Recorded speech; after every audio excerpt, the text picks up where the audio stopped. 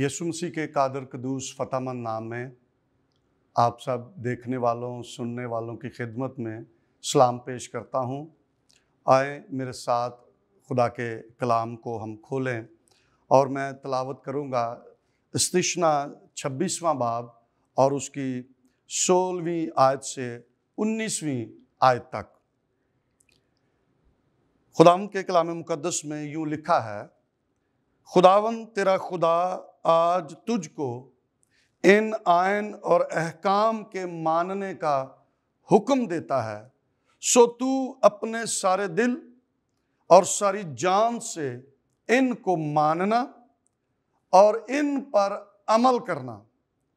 तूने आज के दिन इकरार किया है कि खुदावंद तेरा खुदा है और तू उसकी राहों पर चलेगा और उसके आयन और फरमान और अहकाम को मानेगा और उसकी बात सुनेगा।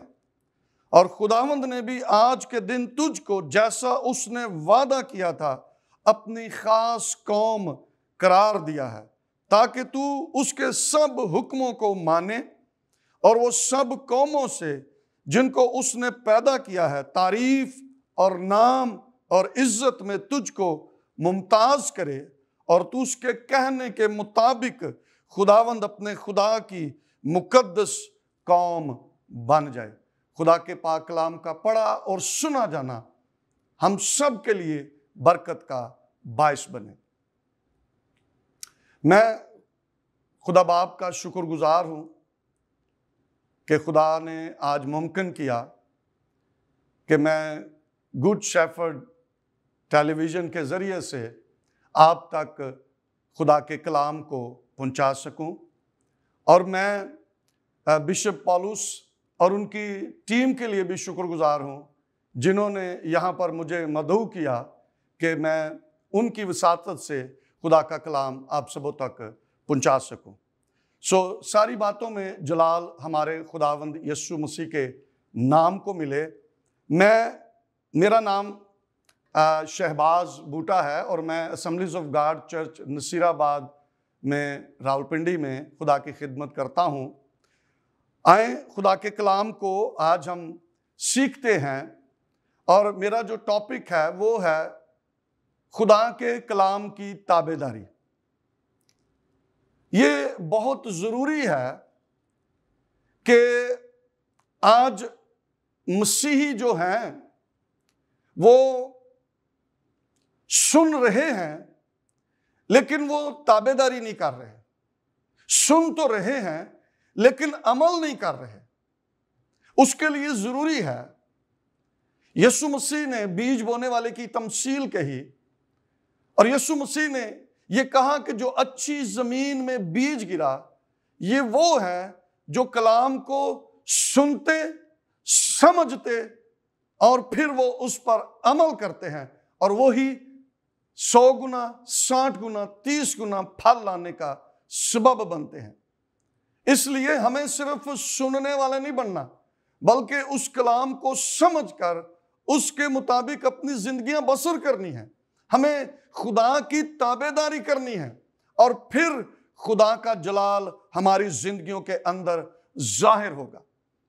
आज मैं वो ईमानदार मसीही जो अपने आप को मसीही कहते हैं, ईमानदार वो कहलवाते हैं, ये बात मैं आप सब तक पहुंचाना चाहता हूं कि अगर हम खुदा की ताबेदारी नहीं करते, खुदा की फरमाबरदारी नहीं करते, खुदा के कलाम को महज सुनते और उस पर अमल नहीं करते, तो फिर हम मसीही नहीं कहला सकते।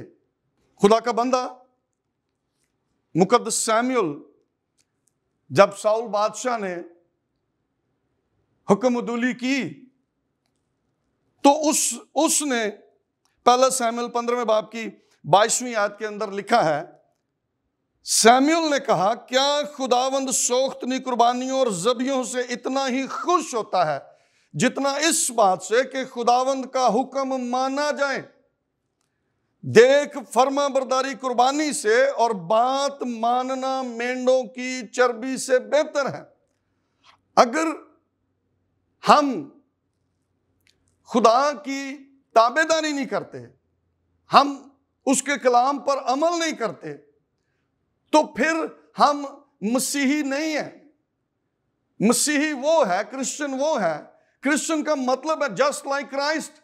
तो यीशु मसीह ने अपनी जिंदगी जो जमीन पर गुजारी, उसने खुदा बाप की ताबेदारी की, और उस ताबेदारी के सबब से खुदा ने आसमान से ये कहा, ये मेरा प्यारा बेटा है जिससे मैं खुश हूं। और अगर हम अपने आप को मसीही कहते हैं कि मसीह जैसे हैं, और अगर हम उसके कलाम की ताबेदारी नहीं करते, तो फिर सोचे कि हम कितने मसीही हैं। इसलिए जरूरी है कि हम खुदा बाप की ताबेदारी करें। जो कलाम हम सुनते हैं, जैसे खुदा का बंदा मुकद्दस याकूब रसूल अपने आम खत के अंदर लिखते हैं कि महज सुनने वाले ना बनो, बल्कि उस पर अमल करने वाले बनो। और यीशु मसीह ने खुद कहा, वो सब जो खुदावंद खुदावंद कहते हैं, वो सब आसमान की बादशाही में दाखिल नहीं होंगे, मगर वही जो मेरे आसमानी बाप की मर्जी पर चलते हैं। मुकद्दस मत्ती रसूल की मार्फत यीशु मसीह की लिखवाई इंजील उसके 7वें बाब की 21वीं आयत के अंदर लिखा है, लूका 8वें बाब की 21वीं आयत के अंदर यह लिखा है कि हमें जरूरी है, सिर्फ खुदावंद खुदावंद कहने से हम आसमान की बादशाही में दाखिल नहीं हो सकते। उसके लिए जरूरी है कि हम खुदा के कलाम की ताबेदारी करें। जो कलाम हम सुनते हैं उसकी ताबेदारी करें। और यहां पर हमने इसको पढ़ा सुना है, 17 आयत के अंदर लिखा है, तूने आज के दिन इकरार किया है कि खुदावंद तेरा खुदा है, खुदावंद तेरा खुदा है। अगर हमने यीशु मसीह के खुदावंद होने का इकरार किया है, तो फिर हमें लाजम है कि हम उसकी ताबेदारी भी करें। यीशु मसीह ने खुद कहा, उसने कहा, जो मुझसे मोहब्बत रखते हैं वो मेरे हुक्मों पर भी अमल करें। अगर हम उसकी ताबेदारी नहीं करते, उसके हुक्मों पर अमल नहीं करते, तो फिर हम उसके साथ मोहब्बत भी नहीं रखते हैं। यही खुदा का कलाम है। और जब जब हम खुदा के कलाम को सुनते हैं, तो याद रखें, वो कलाम जो हमारे लिए किया जाता है, जब हम उस पर अमल करते हैं, वो हमारे लिए बरकत, बहाली, खुशहाली, तरक्की, सरफराजी और निजात का बायस बनता है। और अगर हम वो कलाम कबूल नहीं करते और उसकी ताबेदारी नहीं करते, वही कलाम हमारी बर्बादी और हलाकत का सबब बनता है। इसलिए जरूरी है कि हम हर तरह के हालात में, मुश्किल हालात हो, बीमारी हो, मसाइल हो, परेशानी हो, किसी भी तरह के हालात हो, हमें खुदा की ताबेदारी करनी है। एक औरत यीशु मसीह के पास आई और उसने यीशु मसीह से एक बात कही। मैं चाहूंगा कि इसको जरूर इस हवाले को पढ़ा जाए। मुकद्दस लूका रसूल की मार्फत यीशु मसीह की लिखवाई इंजील उसका 11वां बाब और उसकी 27वीं और 28वीं 2 आयत लिखा है, जब वो ये बातें कह रहा था, तो ऐसा हुआ कि भीड़ में से एक औरत ने पुकार कर उससे कहा, मुबारक है वो रहम जिसमें तू रहा और वो छातियां जो तूने चूसी। उसने कहा, हाँ, मगर ज्यादा मुबारक वो हैं जो खुदा का कलाम सुनते और उस पर अमल करते हैं। याद रखें, खुदा ने अपने कलाम को अपने हर नाम से ज्यादा अजमत बख्शी है। खुदा अपने कलाम को इज्जत देता है। और हम जो उसके पैरोकार हैं, हम जो उसकी मखलूक हैं, जिनको उसने बनाया इसलिए है कि हम खुदा की ताबेदारी करें, उसकी प्रस्तश, उसकी सताइश करें। तो फिर अगर हम उसकी ताबेदारी नहीं करते, तो फिर हम खुदा की कितनी इज्जत कर रहे हैं। जरूरी है भाइयों, बहनों, बेटियों, बेटों, जरूरी है कि हम खुदा के कलाम को जो सुनते हैं उस पर अमल करें, खुदा की ताबेदारी करें, खुदा की मर्जी को अपनी जिंदगियों के अंदर पूरा करें। खुदा ने अपने बंदा मुकद्दस मूसा के जरिए से फराउन के साथ कलाम किया और खुदा ने यह कहा कि तू मेरी कौम को जाने दे ताकि ये मेरी इबादत करें। लेकिन फराउन इस बात के लिए राजी ना हुआ, और जो जो कुछ खुदा मूसा के वसीला से कहता रहा, खुदा ने उसको उसी तरह से पूरा किया। खुदा ने फराउन को कहा कि अगर तू जाने नहीं देगा तो ये बीमारियां आएंगी, तू अगर जाने नहीं देगा तो तेरे से लेकर नीचे शख्स तक सबके इकलौते बेटे जो हैं वो मर जाएंगे। अब कलाम जो है मूसा के जरिया से वो फराउन तक पहुंच गया, लेकिन उसने कलाम को सुना लेकिन अमल नहीं किया, ताबेदारी नहीं की। और उसका सबब क्या हुआ? उसका सबब यह हुआ कि वही कलाम जो है वो फराउन की और मिस्रियों की बर्बादी और हलाकत का सबब बन गया। आफतें भी आईं, और फिर जब बैर कुलजम में से गुजरे तो उनके फौजें, रथ, सब कुछ जो है वो वहां पर तबाह बर्बाद हो गया। लेकिन बनी इस्राइल ने जैसे जैसे खुदा ने मूसा के जरिए से कलाम किया, उन्होंने उस कलाम को कबूल किया और वो ताबेदारी करते रहे, और खुदा ने उनको महफूज रखा। और ना सिर्फ महफूज रखा, खुदा उनके लिए बड़े बड़े काम करता रहा, और यहां तक कि खुदा ने उनके लिए बैर कुलजुम को भी 2 हिस्से कर दिया। और ये उस सबब से मुमकिन है जब उन्होंने खुदा की मुकम्मल ताबेदारी की। इसलिए हमें खुदा की ताबेदारी करनी है। हम सिर्फ ऐ खुदावंद कहने वाले ना बने, नामी मसीही ना बने। हमें हकीकी मसीही बनना है, वो मसीही जो खुदा के कलाम को सुनते हैं और उस पर अमल करते हैं, खुदा की ताबेदारी करते हैं, वो मसीही हमने बनना है। अगर मुकद्दस नूह को आप देखें तो उसके मुतल्लिक लिखा है, पैदाइश 6 बाब के अंदर उसकी नामी आयत के अंदर लिखा है, नूह का नसब नामा यह है, नूह मर्दे रास्तबाज और अपने जमाना के लोगों में बेऐब था, और नूह खुदा के साथ साथ चलता रहा। नूह जो है लिखा है वो अपने जमाने के लोगों में बेऐब था, मर्दे रास्तबाज था और खुदा के साथ साथ चलता था। और जब वो खुदा के साथ साथ चलता है, वो मर्दे रास्तबाज है, वो बेऐब है, तो उसका सबब क्या है? उसका सबब यह है कि जो कुछ खुदा उससे कलाम करता है, उस कलाम की वो ताबेदारी करता है। पैदाइश 6 बाब की 22वीं आयत के अंदर लिखा है, और नूह ने यूं ही किया जैसा खुदा ने उसे हुक्म दिया था, वैसा ही अमल किया। वो जो हुक्म खुदा ने उसको दिया उसने उसी तरह ताबेदारी की, इसलिए वो मर्दे रास्तबाज और अपने जमाने के लोगों में बेऐब था। हमें भी खुदा के हुक्मों के मुताबिक उसकी ताबेदारी करनी है, उसकी फर्माबरदारी करनी है। फिर हम मसीही हैं, फिर हम उसको आसमानी बाप कहकर पुकार सकते हैं, और फिर जब हम उससे मांगेंगे तो वो हमें देगा। फिर जब हम उसके हुजूर आकर दुआ करेंगे वो सुनेगा और अपनी कुदरत को जाहिर करेगा और हमारे लिए बड़े बड़े काम करेगा।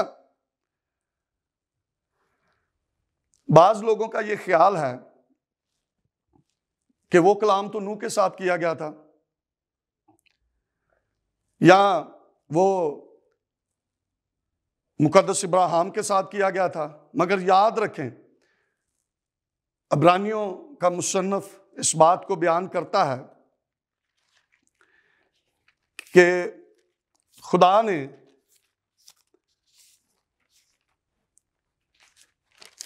लिखा है, अब्रानियों 1 बाब और उसकी पहली आयत, अगले जमाने में खुदा ने बाप दादा से हिस्सा ब हिस्सा और तरह ब तरह नबियों की मार्फत कलाम करके इस जमाना के आखिर में हमसे बेटे की मार्फत कलाम किया, जिसे उसने सब चीजों का वारिस ठहराया और जिसके वसीला से उसने आलम भी पैदा किए।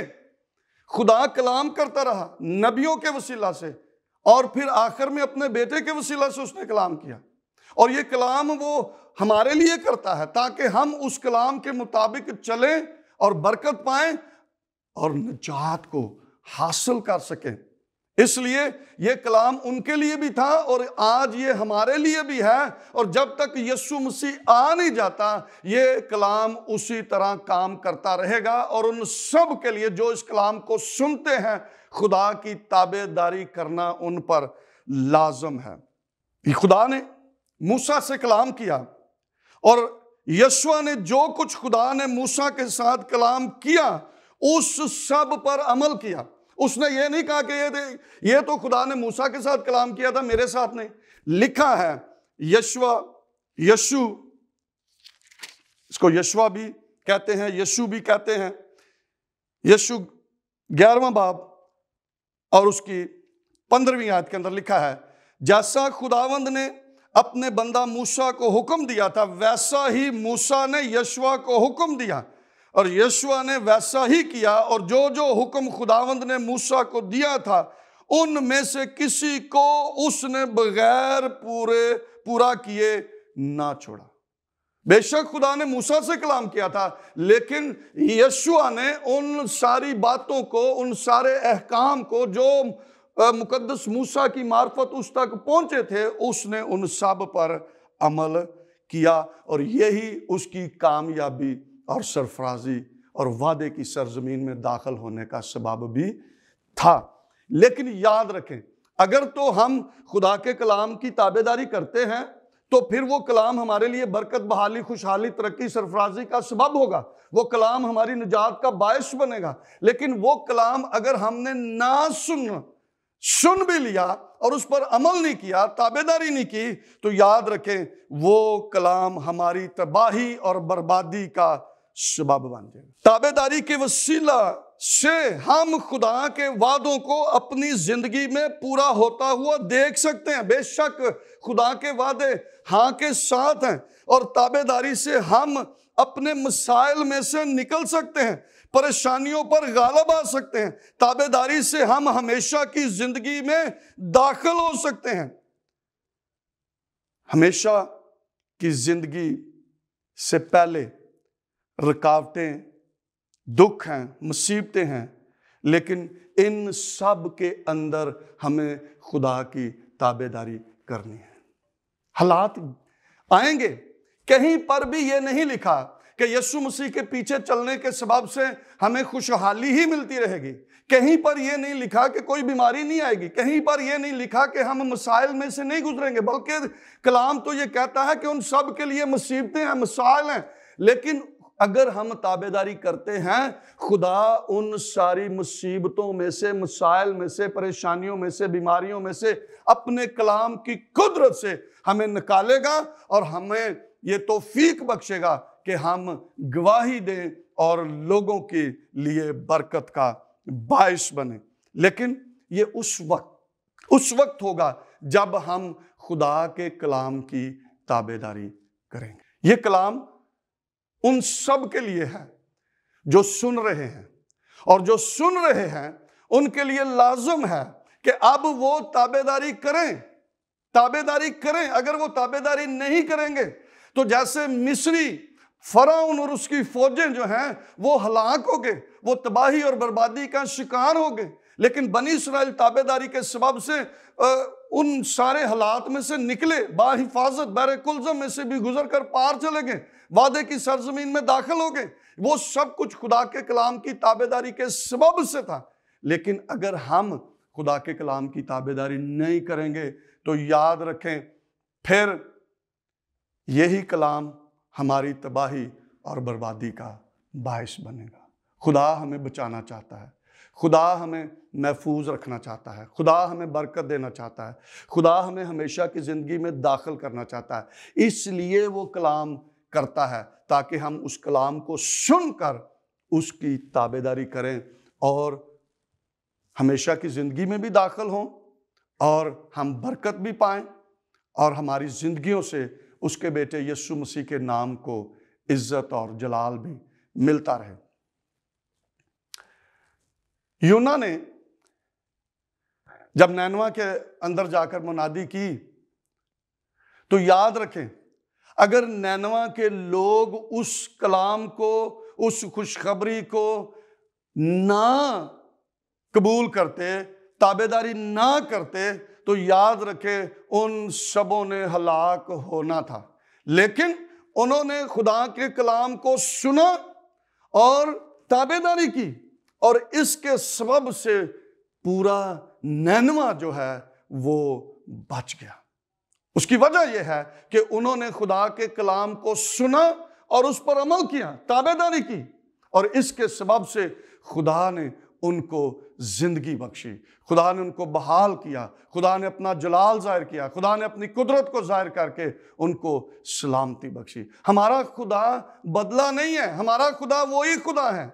हमारा खुदा कल आज बल्कि अब तक यकसा है, और वो चाहता है कि हम उसकी ताबेदारी करें, फरमाबरदारी करें, और फिर आप देखेंगे कि खुदा आपकी जिंदगियों के अंदर अपना जलाल जाहिर करता है कि नहीं। ताबेदारी के सबब से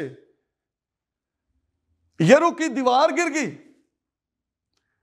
6 दिन चक्कर लगाए, सातवें दिन फिर उन्होंने चक्कर लगाए, और जब 7वां चक्कर उन्होंने लगाया, उन्होंने नारे मारे, नरसिंगा फूंका, ताबेदारी की, जो कुछ खुदा ने उनको कहा था उस तरह से किया, और यरीहो की दीवार गिर गई। एक बड़ी दीवार जिसकी चौड़ाई 13 फुट थी, वो दीवार गिर गई। एक नामुमकिन काम खुदा की ताबेदारी करने के सबब से मुमकिन हो गया। और याद रखें, उसी दीवार के गिरने के बाद वो वादे की सरजमीन में भी दाखिल हो गए। अगर ताबेदारी ना करते तो फिर कभी भी ना उनके लिए एक बड़ा काम होता, ना वो दीवार गिरती, और ना वो वादे की सरजमीन में दाखिल होते। लेकिन अब खुदा ने कलाम किया, और ये बड़ी जरूरी बात है। आखिरी चंद मिनट के अंदर मैं ये बात आपके सामने रखना चाहता हूं। यशु 6 बाब और उसकी 18वीं आयत, खुदा ने कहा कि जब ये तुम दीवार गिर जाए और अंदर जाओ तो जो चीजें मखसूस हैं मेरे लिए उनको हाथ नहीं लगाना। लेकिन क्या हुआ कि अकन बिन करनी बिन जब्दी बिन जारा ने, जो यहूदा के कबीले का था, उन मखसूस की चीजों में से कुछ ले लिया। अब खुदा ने कलाम किया है कि तुम उन चीजों को ना लेना, सोना चांदी ये सब मेरा है, ये जखीरा खाना में जमा किया जाए। लेकिन उन्होंने क्या किया? उन्होंने उस सारे को ले लिया, खुदा के कलाम की नाफरमानी की, ताबेदारी नहीं की। और क्या हुआ?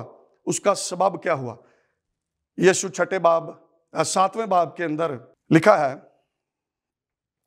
7वें बाब के अंदर, तब यीशु ने अकन से कहा, ऐ मेरे फरजंद, मैं तेरी मिन्नत करता हूं, खुदावंद इस्राएल के खुदा की तमजीद कर और उसके आगे इकरार कर। और फिर 25वीं आयत के अंदर लिखा है, और यीशु ने कहा कि तूने हमको क्यों दुख दिया? खुदावंद आज के दिन तुझे दुख देगा। तब सब इस्राएलियों ने उसे संसार किया, और उन्होंने उनको आग में जलाया और उनको पत्थरों से मारा, और उन्होंने उसके ऊपर पत्थरों का एक बड़ा ढेर लगा दिया जो आज तक है। तब खुदावंद अपने कहरे शदीद से बाज आया। ये वो जिन्होंने ताबेदारी की वो वादे की सरजमीन में दाखिल हो गए, और जिन्होंने नाफरमानी की क्या हुआ? उनको संसार किया गया, पत्थरों से मारा गया, और उन पर एक बड़ा पत्थरों का ढेर लगा दिया गया। और वो इसलिए कि आने वाली नस्लें उनको देखें कि ये वो लोग हैं जिन्होंने नाफरमानी की, ये वो लोग हैं जिन्होंने खुदा के कलाम को मिट्टी में मिला दिया, ताबेदारी नहीं की। और वो हम सब के लिए नमूना ठहरे कि हम इनसे सीखें। लूत की बीवी का जो हाल हुआ हम सीखें। उसने खुदा के कलाम की ताबेदारी नहीं की, पीछे मुड़कर देखा और नमक का सतून बन गए। आज हम भी इन्हीं हालात में से गुजर रहे हैं। अगर खुदा के कलाम की ताबेदारी करेंगे हम बरकत पाएंगे, हम सरफराज किए जाएंगे, बहाल किए जाएंगे, हमेशा की जिंदगी में दाखिल किए जाएंगे। अगर हमने ऐसा ना किया तो फिर हम हलाक हो जाएंगे। अब वो सब जिन्होंने अभी तक तौबा नहीं की, मैं उनसे भी 2 मिनट के लिए मुखातब होना चाहता हूं। यीशु मसीह ने कलाम किया मत्ती 4 बाब की 17 आयत के अंदर कि तौबा करो क्योंकि आसमान की बादशाही नजदीक आ गई है। उन सब के लिए भी जरूरी है जिन्होंने अभी तक यीशु मसीह को अपना खुदावंद कबूल नहीं किया, वो इस कलाम को कबूल करें, इस कलाम की ताबेदारी करें, और इस कलाम के वसीला से यीशु मसीह पर ईमान लाने के सबब से वो हमेशा की जिंदगी में दाखिल किए जाएंगे। खुदावंद आप सबको इस कलाम के वसीला से बरकत दे और तौफीक बख्शे कि आप खुदा के कलाम की ताबेदारी करने वाले बने। बहुत शुक्रिया। खुदा आपको बरकत दे।